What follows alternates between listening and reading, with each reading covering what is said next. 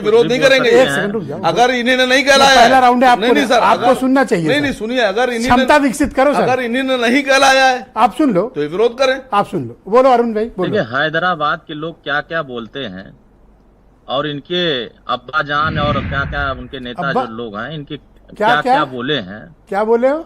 अब उसके बारे में हम तो नहीं जानते हैं, देश की जनता जानती है। अब्बा जान 15 मिनट के लिए पुलिस हटा लो, ठिकाने लगा देंगे। ये बता दें किसको ठिकाने लगा रहे थे? हिंदुओं को ठिकाने लगा रहे थे कि दलितों को ठिकाने लगा रहे थे कि पिछड़ों को ठिकाने लगा रहे थे कि किसको लगा रहे थे? और पूरे देश में यही नफरत फैलाते हैं। हम देश को एक कर रहे हैं, देश को आगे बढ़ाने की बात तो कर रहे हैं। नवनीत राणा का बयान को आप उचित मानते हैं अरुण जी?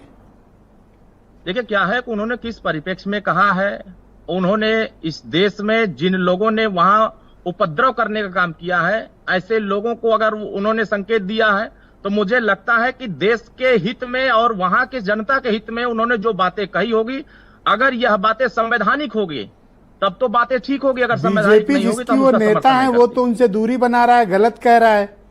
और आप जो सहयोगी हो, एक सीट पे लड़ रहे हो, आप जस्टिफाई कर रहे हो कि उन्होंने सही कहा है।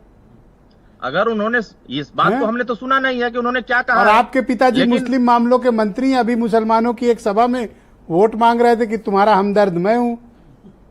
ये कैसे मतलब आप लोग कर लेते हैं? देखिए, जिन लोगों को हमदर्दी करने के लिए दिया गया समय, उन लोगों ने तो उनका हमदर्दी करने के बजाय उनको लूट के कंगाल कर दिया। 38% आबादी आजादी से पहले नौकरियों में था, 1% भी नहीं छोड़ा। और इतना विकास किया कांग्रेस सपा बसपा ने कि आज कहीं के नहीं रह गए। हम तो कह रहे हैं कि बुनकर वर्गों को हम तो आप 15 सेकंड वाले बयान जो नवनीत राणा का है उनके साथ हैं?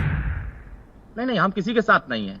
जो संवैधानिक बातें होंगी, नहीं, जो संवैधानिक बातें होंगी हम ये कह के आप घोषी में मुसलमानों का वोट मांगोगे?